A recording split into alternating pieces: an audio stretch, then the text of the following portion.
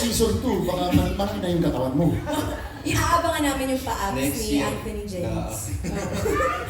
And now, let's go to Papa E. Na kanina parang hindi na lang pinupuwi mo ba siya or parang Jape, hindi natin alam. So Papa E, kayo po. Ako naman, some of you would know I've been doing action movies since the 90s. Sige na, Anthony! I've done a lot of action movies before and I've worked with Direk Lester. I believe in his vision. And kung hindi nyo na itatanong, si Direk Lester is a world champion sa Wushu. So he's really into martial arts and he knows his stuff. And that's why he has a pool of stuntmen also who are well trained. So ibang level talaga. And I've worked with them, Direk Lester and Chard also sa last show, di ba? Sa Ironheart. And then it's always challenging to kasi gusto ni Direk Lester lagi i-elevate yung kayang gawin. And I believe in his vision kasi ultimately si Direk Lester gusto niya hindi lang dito sa Pilipinas pero gusto niya ipakita sa foreign market na yung mga Pilipino kaya namin sumabay.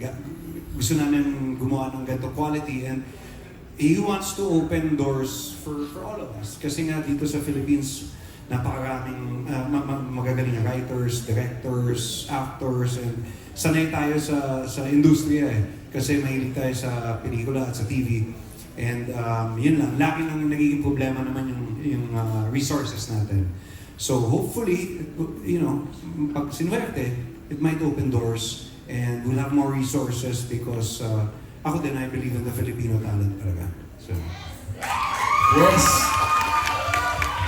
Talagang yun yung hinahangad din natin lahat eh. Bukod dun sa pagpapasaya ng ating mga kapamilya, yung mayroon pang higher purpose, di ba? Itong mga ginagawa natin. And that is to elevate Filipino talent, to showcase ang ating kakayahan sa buong mundo. And we hope to do this through Incognito na again sa January na po natin mapapanood. Maraming salamat po, Sir Ian.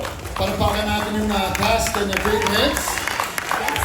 And now, let's hear from, you mentioned resources. Sir Richard Gutierrez, alam ko nung The Ironheart din, nakuwento nyo rin sa MediaCon na talagang tumutulong din kayo behind the scenes, sa production side of things also, sa Cebu, gano'n. So, kayo po, ano pong masasabi nyo dito sa project, Sir Richard, and what makes this different, and also yung kung ano po yung gusto nyo i-share sa lahat po about Incognito? Ang dami ng tanong, hindi ko alam kung nasisigaw. Ano mo Ang laman talaga. The pressure is real. Tapos na yung interview, relax na ako, ang dami. Follow-up eh. Well, nung binubuo pa lang yung Incognito, exciting na agad siya kasi from the very beginning, we wanted na ensemble cast, group of artists. And we are blessed na nabuo namin itong grupong ito. Sa Ironheart pa lang, we wanted to elevate the action na. And I think we somewhat succeeded with Ironheart. But this time around, we want to elevate even more. Kaya pa namin i-push it.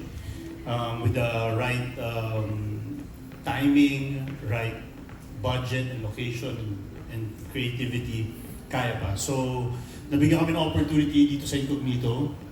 And I think isa rin sa mga magagandang aspects itong Incognito is we will be showcasing different locations.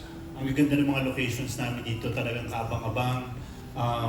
Both the Philippines and internationally, makikita nyo yung sa show. And yun, it's been a dream project of mine actually, this kind of concept. Matagal ko nang ni-research yung ganitong klaseng concept about private military contractors.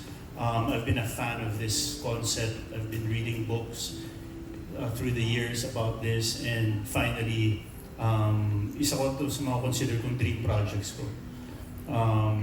I've been wanting to do something like this for a long time. It's here.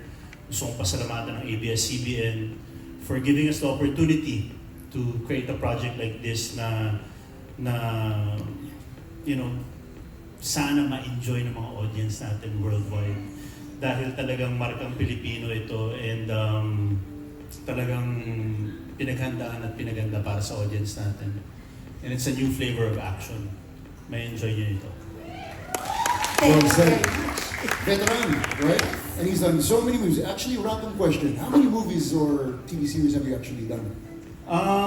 Siguro kalahati ng nagawa ni Kuya. Bunot po si Mr. Ian Veneracion today. Birthday. Yes.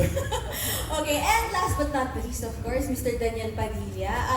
Would you like to hear the question again? Yung, what made you accept the show and what makes it different? Hindi, yan, nung unang binanggit sa akin yung kwento nila direct, so para akong nagkaroon ng interest, yun nga yung private, private military contractor. Kasi ayos yun ha. Tapos nabanggit pa kung sino mga kasama. Ha? Tapos kinumbinsi ako na dito Tinawagan niya ako. Tapos si Chart din. Kaya na-excite din ako. Parang ibang timpla na rin. Ano? At ngayon nga, yung binabanggit nila na elevation, parang gusto kong maging parte nun. Di ba? Iba rin yung mga apoy sa mata ni Direk Lester nung binabanggit sa akin yung kwento eh. At yung pupuntahan nung peak nung show namin. So sabi ko, yeah, gusto kong maging parte nito. So, thanks guys. Happy to be a part of this. Thank you. Thank you, Daniel. Actually, after Ironheart, Yes, Richard. Nagkukwento lang after Ironheart, nagkasama kami ni Daniel sa isang gathering, party. Tapos, kinausap ko siya na sana gumawa tayo ng action. Sabi ko, bagay sa'yo mag-action. Bagay sa'yo mag-action, dapat gumawa tayo ng action. And then after a few months, boom, ito na nangyari na Incognito. So, parang it's meant to happen. Na-manifest pala ni Mr. Richard Gutierrez. Sabay-sabay tayo. Response, salamat Richard Gutierrez.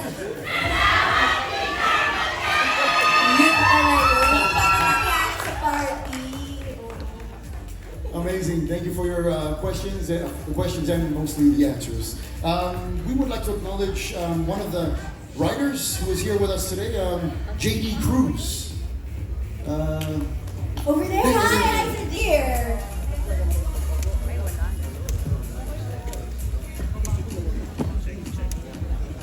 Oh, ayun. Again, maraming salamat po sa oras ng lahat sa pagdalo ngayong gabi. Sana po nag-enjoy kayo at sana po abangan ninyo ang aming munting pelikula, ang Incognito. At mag-ingat po. God bless you guys. Love you all. Thank you guys. Anyone else? Thank you so much sa lahat ng sumusuporta and our friends from the press.